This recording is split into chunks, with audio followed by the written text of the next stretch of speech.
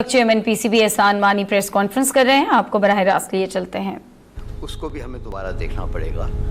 پی C B کے constitution کے مطابق جو چیئرمین ہے وہ چیف ایگزیکٹو بھی ہے۔ یہ کسی اور کرکٹ بورڈ کے میں نہیں ہوتا ہے، اور یہ اگر آپ گڈ پریکٹس دیکھیں، گڈ گورننس دیکھیں تو یہ ٹوٹلی ایک کانٹرڈکشن ہے۔ جو چیئرمین ہوتے ہیں اس کا کام ہوتا ہے کہ بورڈ کو لیڈ کرنا، اور بورڈ کا کام ہوتا ہے کہ پالیسیز بنانا، اسٹریٹجیز بنانا، جو وہ پھر دیتے ہیں مینجمنٹ کو کہ وہ ایکسیکیوٹ کریں۔ پی سی بی میں چیئرمین صرف بورڈ پر یہ نہیں کر رہے تھے مگر پھر امپلیمنٹ بھی خود کر رہے تھے ایز چیف ایگزیکٹو۔ تو اس میں کانٹرڈکشنز آ جاتی ہیں، کانفلکٹ آف انٹرسٹ آ جاتا ہے، بیڈ گورننس پریکٹسز آ سکتی ہیں، اور چیکس اینڈ بیلنسز ختم ہو جاتے ہیں۔ سو اس کے لیے اٹ واز ویری امپورٹنٹ کہ ان دو رولز کو سپلٹ کیا جائے۔ تو اور ریویو آف کانسٹیٹیوشن پر کام ہو رہا ہے، مگر یہ building blocks of professional management لانا اور ایک سی ای او ڈیزگنیٹ لانا یہ بہت ضروری تھا کہ اس کو ان چیزوں کو آگے بڑھانے کے لیے۔ تو اس وجہ سے ہم نے ڈیسائیڈ کیا کہ شروع میں جو ڈیزگنیٹڈ سی ای او ہوں گے وہ ایز مینیجنگ ڈائریکٹر جوائن کریں گے۔ سو ٹل یہ کانسٹیٹیوشنل چینجز نہیں آتی، الٹیمیٹ رسپانسبلٹی میری رہے گی as chief executive officer as well. یہ پروسیس جب ہم نے شروع کیا تھا تو اس کے ایڈورٹیزمنٹس پبلش ہوئے تھے، میں بالکل انوالو نہیں تھا personally in the early stages, اور کوئی تقریباً 350 لوگوں نے اپلائی کیا تھا۔ اس کے لیے میں نے ایک کمیٹی اپوائنٹ کی تھی، 2 بورڈ ممبر تھے اور ایک ٹوٹلی انڈیپینڈنٹ صاحب تھے جو HR اسپیشلسٹ ہیں، جن کا کوئی تعلق نہیں ہے پاکستان کرکٹ بورڈ کے ساتھ۔ ان 3 ممبران کی کمیٹی نے اپلیکیشنز ریویو کیے، ریلیونٹ لوگوں کو آئیڈینٹیفائی کیا، انیشل انٹرویوز کیے، فائنل انٹرویوز 9 لوگوں کے ساتھ کیے، پھر اس کے بعد 4 لوگوں کا نام مجھے بھیجا گیا۔ اور جو میرا پروسیس تھا کہ میں نے جو ہمارے 2 بورڈ ممبرز تھے اس کمیٹی پر ان کے ساتھ میں نے فائنل انٹرویوز کیے۔ تو ایک بڑا روبسٹ، ٹرانسپیرنٹ اور اوپن پروسیس ہم نے فالو کیا، جس کے ذریعے ہم لوگوں نے وسیم صاحب کو سلیکٹ کیا۔ ہمارے آبجیکٹیوز جو ہیں بورڈ کے، اس پہ میں آؤں گا بعد میں، اور پھر میں آپ کو سمجھاؤں گا کہ وسیم صاحب کی ریلیونس کہاں آتی ہے اس میں۔ ان کا تھوڑا سا میں آپ سے تعارف کرا دوں۔ یہ پہلے پاکستانی برٹش بورن پاکستانی ہیں جنہوں نے کاؤنٹی میں کانٹریکٹ سائن کیا تھا to play first class cricket Warwickshire کے لیے۔ انہوں نے سسیکس کے لیے بھی فرسٹ کلاس کرکٹ کھیلی ہے، ڈاربیشائر کے لیے بھی۔ تو ان کی کرکٹ کریڈینشلز میں کمی نہیں ہے۔ ان نے 6 سال میں نے 5 سینچریز کی تھیں، 19 50s کیے تھے، ہائی اسکور آف 181۔ تو تھوڑا بہت کھیلنا آتا ہے انہیں۔ آپ سب تو کرکٹ مجھ سے بہتر جانتے ہو، مجھے آپ کو یاد ہوگا کہ 1997 میں ایک پاکستان کا میچ ہو رہا تھا آسٹریلیا میں، 1 جنوری 1997 سڈنی میں۔ وہ میچ ون ڈے میچ تھا جو پاکستان جیتا تھا۔ اس کمرے میں کوئی ہے جس کو پتہ ہے کہ 12th مین کا کون تھا پاکستان ٹیم کا؟ جی، وسیم صاحب تھے۔ پاکستان ٹیم میں کچھ انجریز تھیں، کچھ انفٹ پلیئرز تھے، تو وسیم اکرم اور جو سینئر پلیئرز تھے انہیں ریکویسٹ کیا تھا کہ آپ 12th مین ہوں، اور ہوا یہی میچ میں کہ وسیم نے بولنگ کی، اس کے بعد وہ فیلڈ سے واپس آ گئے اندر، اور وسیم خان کو جا کے فیلڈنگ کرنی پڑی۔ تو یہ ان اے وے سمجھ لیں کہ پاکستان کے لیے بھی کھیلے ہوئے ہیں۔ بٹ بیسک بات یہ ہے کہ ان کے کرکٹ کریڈینشلز میں کوئی شک نہیں ہے۔ یہ آسٹریلیا میں بھی کھیلے ہیں کرکٹ، نیوزی لینڈ میں بھی کرکٹ کھیلے ہیں۔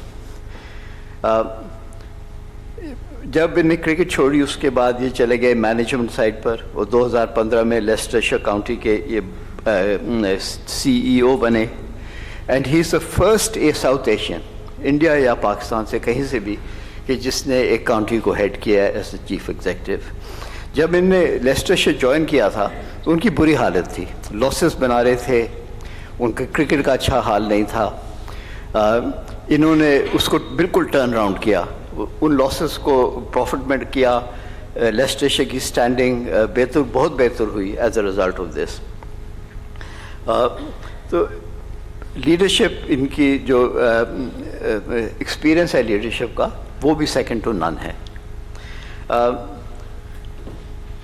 اس کے علاوہ وسیم نے کئی بڑے ہائی پروفائل پوزیشنز ہولڈ کیے انگلینڈ میں.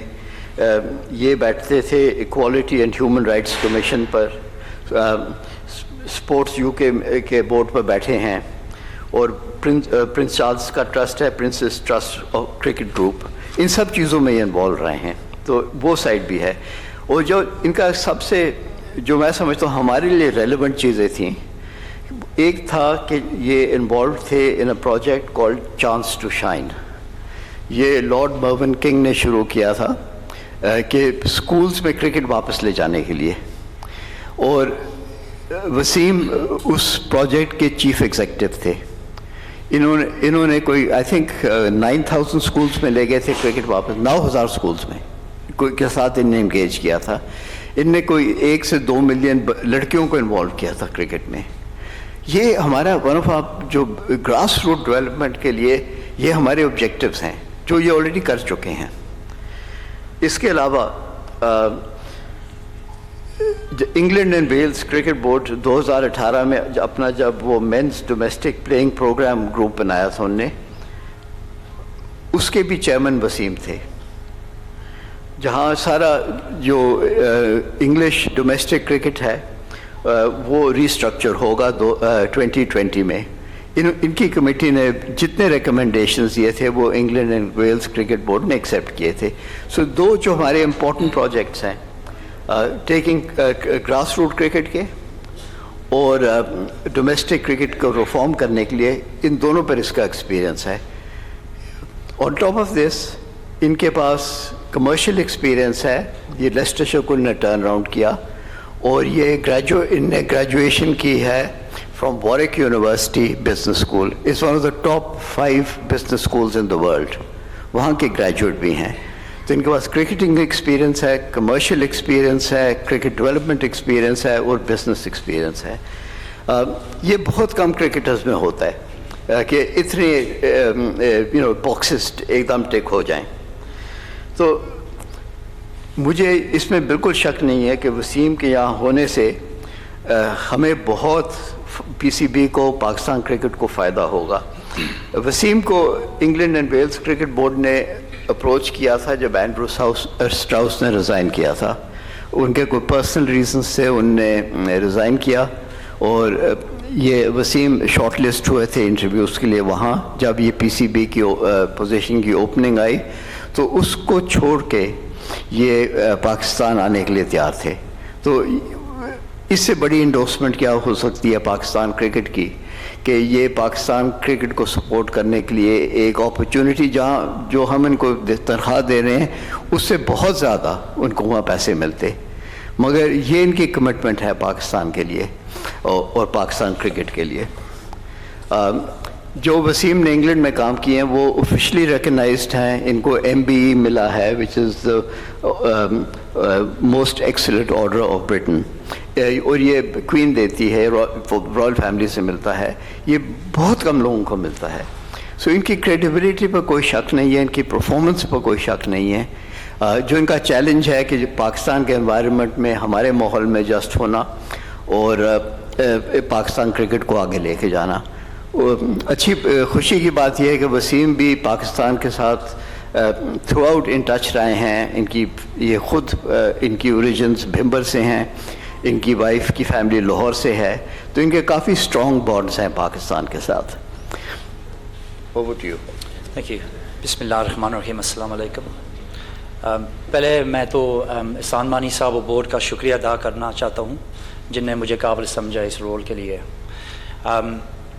احسان صاحب نے کہا مجھے انگلینڈ میں بھی اپرچونیٹی مل رہی تھی آگے جانے کی, اور سیلری بھی اور مل رہی تھی مجھے, لیکن یہ اپرچونٹی پاکستان آنے کا اور پاکستان کو کنٹریبیوٹ کرنے کا, آگے اس کی سپورٹ کرنے کا, کرکٹ کو سپورٹ کرنا بہت میرے لیے پیشن تھا. جب پاکستان انگلینڈ میں کھیلتے تھے میں پاکستان سپورٹر ہمیشہ رہا, اور جب چیمپئنز ٹرافی بھی جیتے تھے پچھلے سال, میں وہاں سٹینڈ میں بیٹھا تھا پاکستان کو سپورٹ کرنا. تو میں پاکستان سپورٹر ہمیشہ رہا ہوں. سو میری لوئلٹی جو ہے یہاں ہے. یہ کمفرٹیبلٹی مجھے چاہیے تھی, سیکیورٹی چاہیے تھی. I would have stayed in England.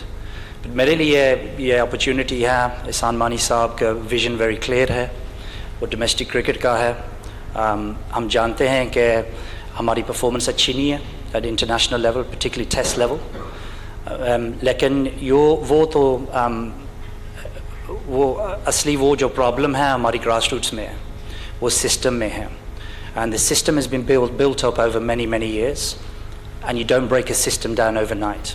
So our job, اور ہمارا کام یہ ہے کہ ہم سسٹم کو دیکھیں, اسکولس کرکٹ میں ڈیولپ کریں, ڈسٹرکٹ کرکٹ ڈیولپ کریں. آپ دیکھ رہے تھے پی سی بی کے چیئرمین احسان مانی میڈیا سے بات چیت کر رہے تھے.